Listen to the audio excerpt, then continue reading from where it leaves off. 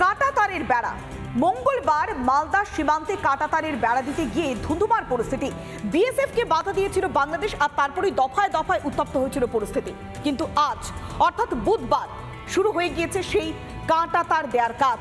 আর ঠিক তখনই বাংলাদেশের যে সমস্ত বাসিন্দারা তারা জমায়েত করতে শুরু করে, ভিড় করা শুরু করে, কিন্তু তার মাঝেও চলছে কাঁটাতার বেড়া দেওয়ার কাজ। আর এর মাঝেই মুর্শিদাবাদের সিংপাড়াতে সেখানেও চলছে কিন্তু কড়া নজরদারি। আবার অন্যদিকে সীমান্তে কাঁটাতারের বেড়াও চলছে মুর্শিদাবাদে। ভারতের মাটি, ভারতকে আমরা মায়ের সঙ্গে তুলনা করি, ভারত মাতা বলি। আর সেই মাটি, সেই ইতিহাস ভারতের, সেই সমস্ত কিছুকে কার্যত উড়িয়ে দিতে চাইছে, মুছে দিতে চাইছে ইউনূস সরকারের নির্লজ্জ প্রশাসন। ভারতের এই মাটিকে আমরা প্রণাম জানাই, ভারতের এই মাটিকে আমরা প্রণাম জানাই। আমরা এই ভারতের মাটি কখনো দখল করতে দেব না। ভারত মাতার এই মাটিকে আমরা শতকোটি প্রণাম জানাই।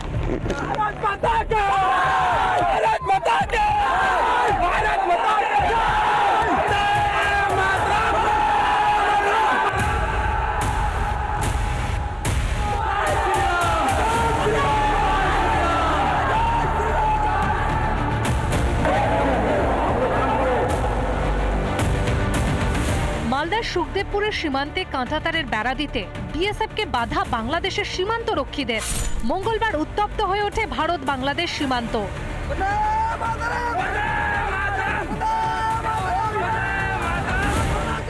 রাতে বিএসএফ এর সঙ্গে সীমান্ত পাহারা দেন এলাকাবাসী। গতকাল রাতের পর আজ সকালেও বিএসএফ এর সঙ্গে সীমান্ত পাহারায় গ্রামবাসীরা। সুখদেবপুর সীমান্ত মুখরিত বন্দে মাতারাম ধ্বনিতে।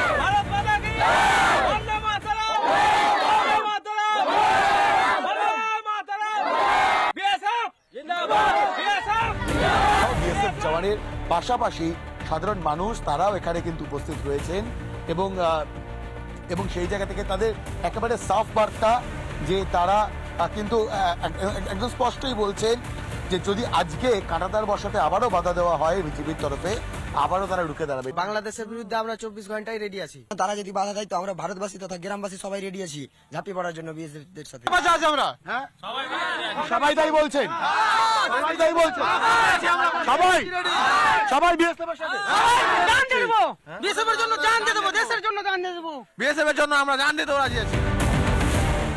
বুধবার ভারত সীমান্তে কাঁটাতার দেওয়ার কাজ শুরু হতেই ফের বাংলাদেশ সীমান্তে বাংলাদেশিদের জমায়েত। এই কাজ বন্ধ রাখতে হয়েছে কারণ কিছু বিজিবি এবং কিছু বাংলাদেশি জঙ্গি মৌলবাদী তারা আবারও বিপত্তি সৃষ্টি করেছেন। দেখো, এই মুহূর্তে দাঁড়িয়ে সব থেকে ভয়ঙ্কর যে ছবিটা, সীমান্তের ওই পারে অর্থাৎ বাংলাদেশের দিকে বেশ কিছু বাংলাদেশি জঙ্গি মৌলবাদী অনুপ্রবেশকারী চোরাচালানকারী তারা জমায়েত হয়েছেন। আমরা সকাল থেকে লাগাতার প্রতি মুহূর্তের আপডেট দেখাচ্ছিলাম এই সুখদেবপুরের সীমান্তবর্তী এলাকা থেকে। যে ছবিটা ধরা পড়ছে সেখানে বিএসএফ প্রথমে কাঁটাতার যে বসানোর কাজ, সেই বসানোর কাজ শুরু করে।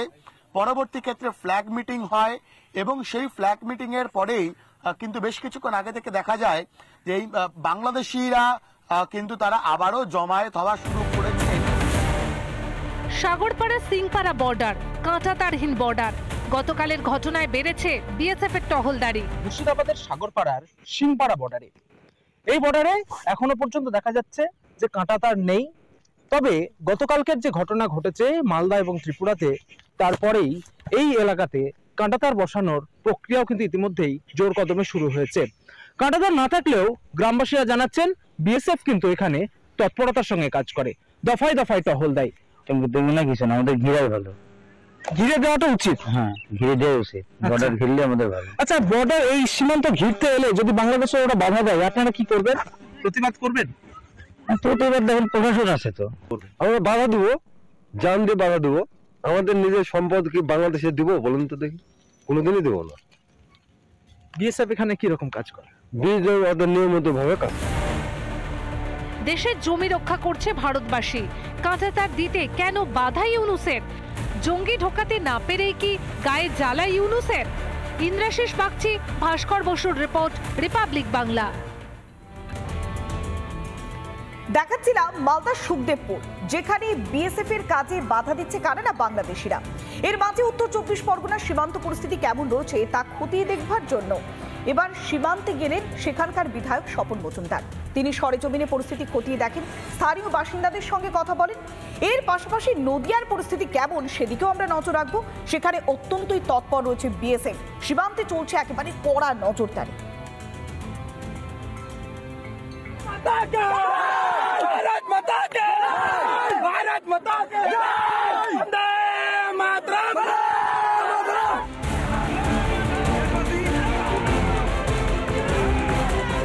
মালদার সুখদেবপুরের সীমান্তে কাঁটাতার দিতে বিএসএফকে বাধা বাংলাদেশ সীমান্ত রক্ষা বাহিনীর। লাঠি দা নিয়ে রুখে দাঁড়ান স্থানীয়রা।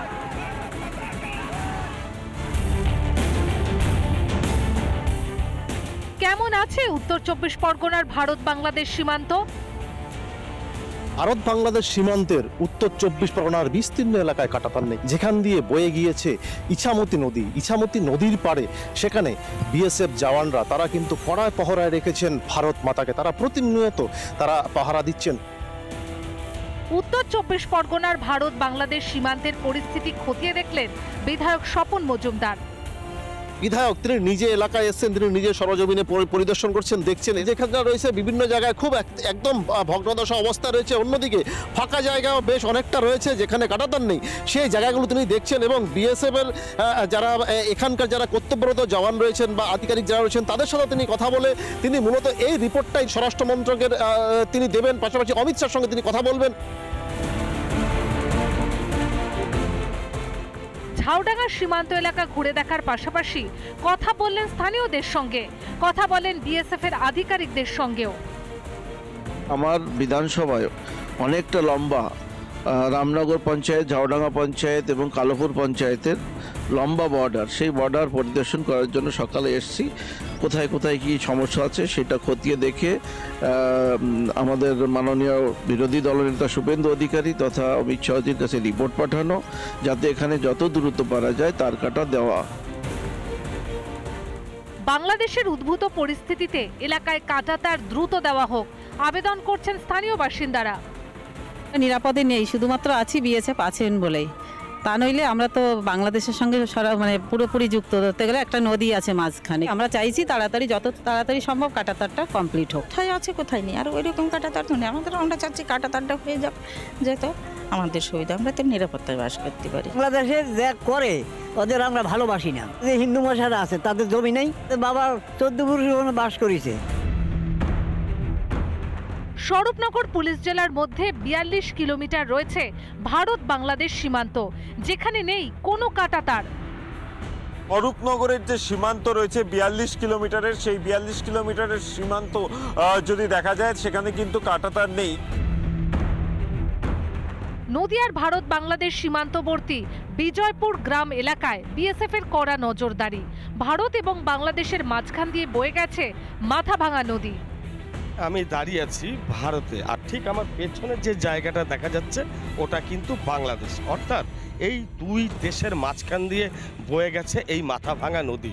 আর রাতের অন্ধকারে বিএসএফ এর নজরদারি এড়িয়ে এখান দিয়েই সাঁতরে চলে আসে অনুপ্রবেশকারীরা বা দুষ্কৃতিকারীরা। নদিয়ার ভারত বাংলাদেশ সীমান্তে থমথমে পরিস্থিতি। মঙ্গলবার মালদা এবং ত্রিপুরার পর বাড়তি সতর্ক সীমান্ত রক্ষী বাহিনী। নদিয়ার ভারত বাংলাদেশ সীমান্ত রক্ষী বাহিনীর কড়া নজরদারি। টিটপ বিশ্বাস, পলাশকান্তি মণ্ডল ও অর্ণব মজুমদারের রিপোর্ট, রিপাবলিক বাংলা। নানা ধরনের কন্টেন্ট দেখার জন্য লাইক করুন, শেয়ার করুন আমাদের ফেসবুক পেজ, সাবস্ক্রাইব করুন আমাদের ইউটিউব চ্যানেল। পাশাপাশি অন্যান্য ব্রেকিং নিউজের জন্য অবশ্যই চোখ রাখুন রিপাবলিক বাংলায়।